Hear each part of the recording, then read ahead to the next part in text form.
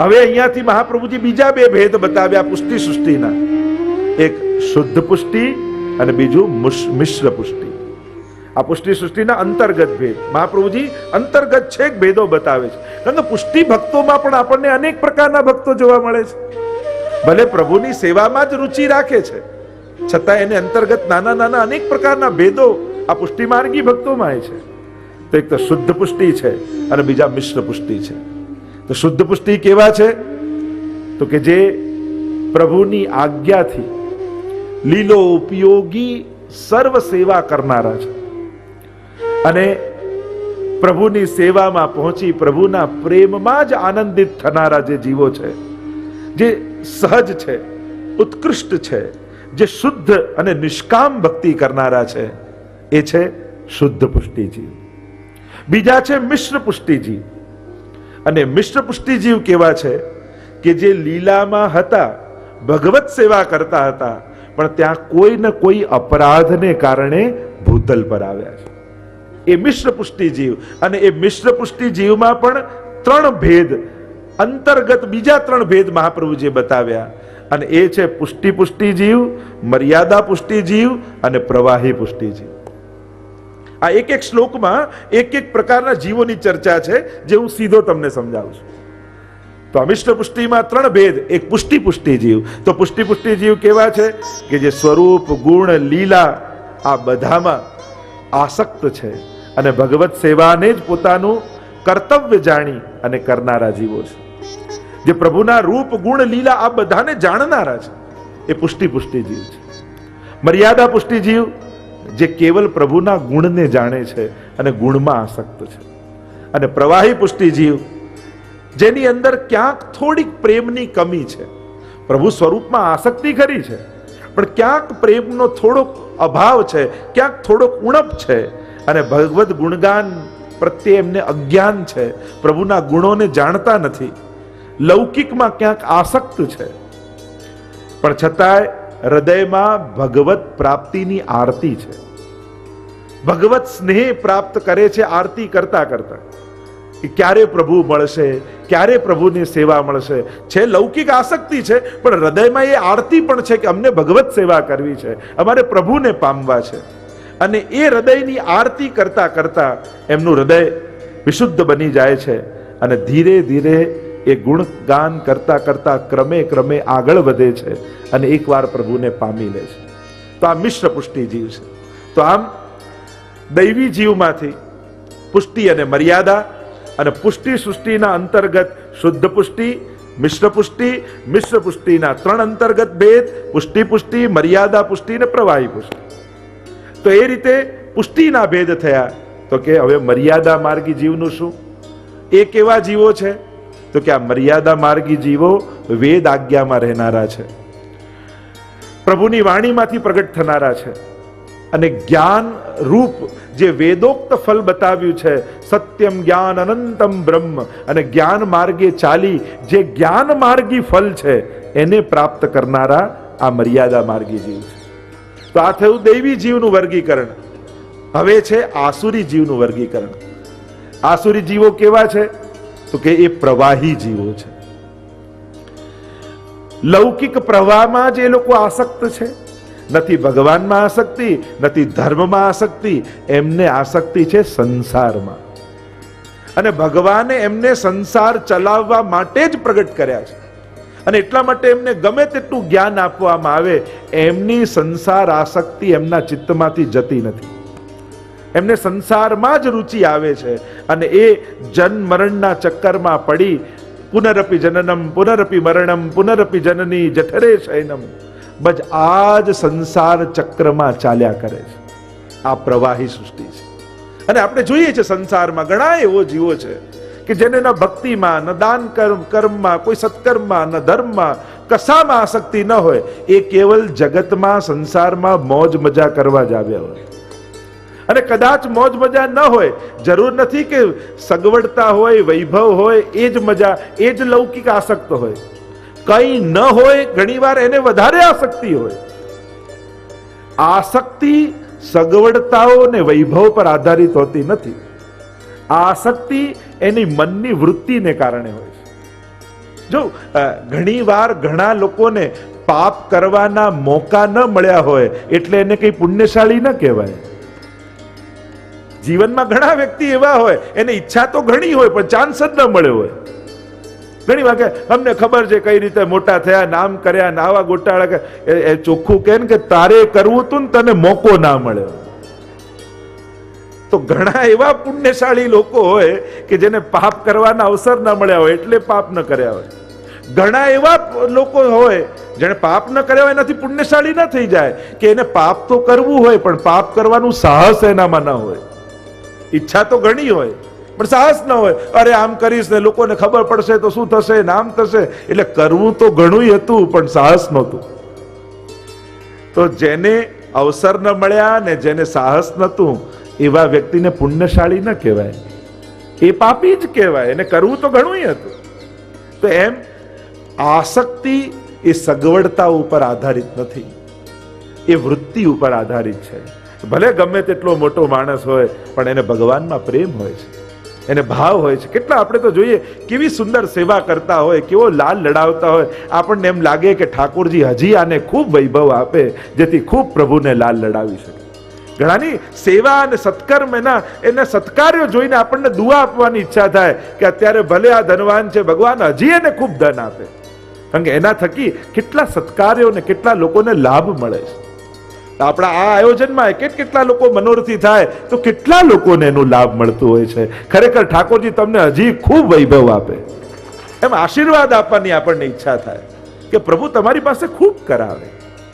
કારણ કે ઘણાના ખિસ્સા ભરેલા હોય છે પણ એના હાથમાં પુણ્યો લખેલા ન હોય ને તો એના હાથ દાનથી વંચિત રહી જતા હોય છે. કેવલ ખિસ્સામાં ધન આવે પૂરતું નથી, પણ આપવાની ઈચ્છા ભગવાન આપે ને એના પર ઠાકોરજીની કૃપા માનજો. પૈસા માટે પરસેવો પાડીએ પણ શ્રેષ્ઠ તો એ છે કે જે પર સેવા માટે પૈસો પાડે. મોટાભાગના લોકો પૈસા માટે પરસેવો પાડે પણ જે પર સેવા માટે પૈસા પાડે એ ભક્ત ભગવાનનો કહેવાય. તો અહીંયા જે લક્ષણ બતાવે છે કે પ્રવાહી જીવના લક્ષણ, તો પ્રવાહી આવા સંસારમાં આસક્ત છે, એના મન સદાય સંસારમાં જ લોલુપ રહે છે. અને મહાપ્રભુજી એનું વર્ગીકરણ કરતા બે પ્રકારના આસુરી લોકો બતાવ્યા, એક સહજ આસુર અને બીજો અગ્ન આસુર. સહજ આસુર કેવો છે કે જે લૌકિકમાં સુખ અને દુઃખના અનુભવ કરે છે, આસક્તિ રાખે છે અને સંસારમાં ભટક્યા કરે છે. આ સહજ આસુર કે ભગવાને એને બનાવ્યો જ આવો છે. બીજો છે અગ્ન આસુર, અને આ અગ્ન આસુર ક્યાંક દૈવીપણું એની અંદર છે. ભક્તિ માર્ગને અનુસરતો અને દેહના દંડોને ભોગવતો ક્રમે ક્રમે એની આસક્તિ ધીમે ધીમે ભગવાન નાશ કરે. અનેક સંકટોમાંથી ભગવાન એને પસાર કરે, એની ઘણી પરીક્ષાઓ કરે, પણ ઘણીવાર વિપત્તિ અનાસક્તિ આપી દેતી હોય છે. ઘણીવાર અનુકૂળતાઓ અનાસક્ત ન કરે, પણ જ્યારે સંકટ આવે ને ત્યારે બધા માટે માનતો હોય કે મારા તો આટલી ઓળખાણ ને આટલા સગા ને આટલા મોટા, પણ જ્યારે સંકટ આવે ને બધા પાસે જાય અને બધા જ હાથ ખંખેરીને ઊભા થઈ જાય ત્યારે એને સમજમાં આવે કે સાચા સગા છો શ્રીનાથજી, મારે સાચા સગા છો શ્રીનાથ. ત્યારે આ જ્ઞાન થાય. ઘણીવાર પ્રતિકૂળતાઓ સમજણ આપે છે, અનુકૂળતાઓમાં ઘણીવાર બધા આવીને ઉભા રહી જતા હોય ને ત્યારે બુદ્ધિની સમજણ બીડાઈ જતી હોય છે અને વિપત્તિમાં સમજણ ખીલી જાય. અને એટલા માટે આ અગ્ન આસુર એવો છે કે ક્યાંક એને દૈવીપણું છે અને ભગવાન એને જે શાપ અપાવ્યા છે યા દંડો અપાવ્યા છે એમાંથી પસાર કરતા કરતા એ ક્રમે ક્રમે ધીમે ધીમે ભગવાનને પામી જતો હોય છે.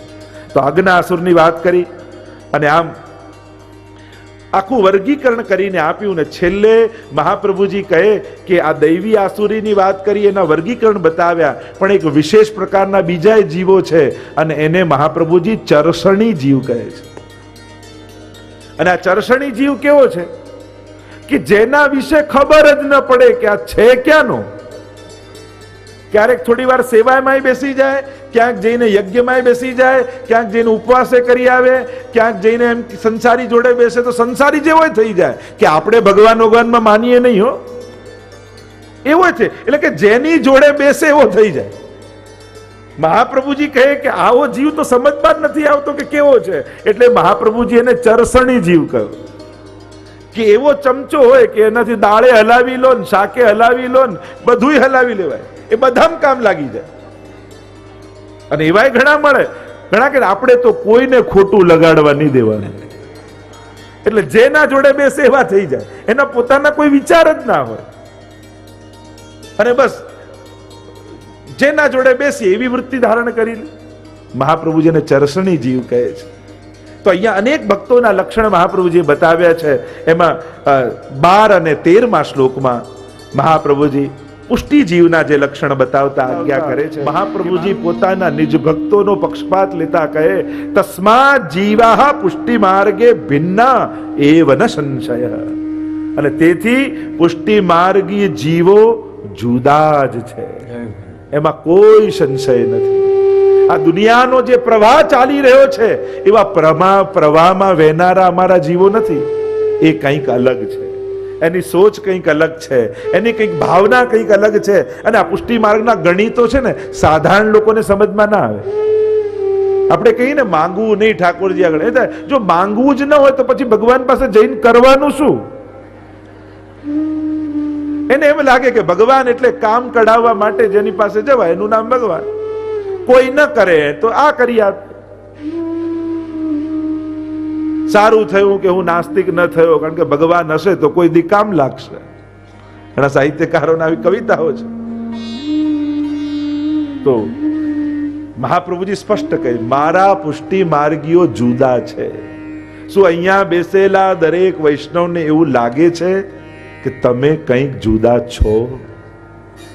કે જ્યારે તમે સંસારમાં જાઓ છો ત્યારે બીજા કરતા તમારી સમજ કંઈક જુદી છે, તમારી ભક્તિમાં કંઈક મેચ્યોરિટી છે, તમારી ભક્તિમાં કંઈક એ પરમ પ્રેમની સુગંધ છે, તમને અહેસાસ થાય છે. લોકોને જ લાગશે કે તમે કંઈક જુદા ભક્તિ કરો છો, તમારો કંઈક ભાવ જુદો લાગે છે, લોકો જ તમને જુદા તારી દેશે. કારણ કે તમે વિશેષ રૂપે આ શુદ્ધ પુષ્ટિ ભક્તિ, નિષ્કામ પુષ્ટિ ભક્તિ, આ નિર્ગુણી ભક્તિને ભજતા હશો ને, તો તમને પછી સાધારણ લોકો પર ક્રોધ નહીં આવે, દયા આવશે. કે જોને બિચારાને સમજ નથી. પછી વિરોધી લોકો નહીં લાગે, અજ્ઞાની લોકો લાગશે. અને એટલા માટે પુષ્ટિ ભક્તની સમજદારી એવી હોય કે એને તો બધા ઉપર દયા આવે, કે જોને બિચારાને સમજ નથી. સાધન ન હોય યા સગવડતા ન હોય તો સમજાય, પણ જેને સમજ જ ન હોય એને કેમ કરીને સમજાવો? મહાપ્રભુજી સ્પષ્ટ કહે. અને જુઓ, વાર્તા સાહિત્યનું પ્રમાણ છે. કેવા ભક્તો, હરિ ગુરુ વૈષ્ણવ ત્રણેય માટેની કેવી ભક્તિ, પ્રભુ માટેની ભક્તિના પ્રમાણ જુઓ. હવે નારાયણદાસજી રત્નો નીકળતા અને કહેતા કે આ તો બગાડ છે, આમાં પોતનું કરી દે, અરે આ તો બુદ્ધિ બગાડે. અરે જેના ઘરે ઠાકોરજી જ્યારે પદ્મનાભ દાસજીને એમ કહેતા હોય કે પદ્મનાભ દાસ, જો આનંદ મોકુ યશોદા કે ઘર આયો, વો આનંદ તુને દિવાયો. મને તારા ઘરે યશોદાજી જેવો આનંદ આવ્યો. આનાથી મોટું સન્માન એક ભક્તનું બીજું કઈ હોઈ શકે? જેના છોલે આરોગવા તૈયાર હોય, કે પદ્મનાભદાસજી વિનંતી કરતા હોય કે આપ મહાપ્રભુજીને ત્યાં પધારો, રોજ 56 ભોગ મળશે, મારા ઘરે તો કાંઈ નથી. અને પ્રભુ પોતે કહેતા હોય કે તારા ઘરે છોલે આરોગીશ પણ તને છોડીને નહીં જાઉં. આવા ભક્તો આપણે ત્યાં. એક એક ભક્તોના પ્રમાણ તમે જુઓ, એક એક ભક્તોના લક્ષણ તમે જુઓ. તમને સાધારણ ભક્તો કરતા 84-252 ની વાર્તા કંઈક જુદી લાગશે, કંઈક જુદા એના અર્થઘટનો તમને લાગશે. ત્યાં ભક્તો કેવા છે કે જે કેવલ ને કેવલ પ્રભુના સુખ માટે જીવનારા ભક્તો છે, જેની ભીતર સ્વસુખનો ક્ષણ માત્ર પણ વિચાર નથી. જ્યારે નારાયણદાસ બ્રહ્મચારીને ચંદ્રમાજી કહેતા હોય કે કંઈક માંગ મારી પાસે, અને ત્યારે કે હવે ગુસાઈજીને ત્યાં પધારો, હવે મારું શરીર અશક્ત થઈ ગયું, હવે આપને સુખ આપવા લાયક નથી રહ્યો. કુંભનદાસીની વાર્તા જુઓ. અરે એવું તો દુનિયામાં જોયું કે જ્યાં ભક્ત ભગવાન વગર ન રહેતો હોય, પણ પુષ્ટિ માર્ગમાં તો ભગવાન ભક્ત વગર નથી રહેતા.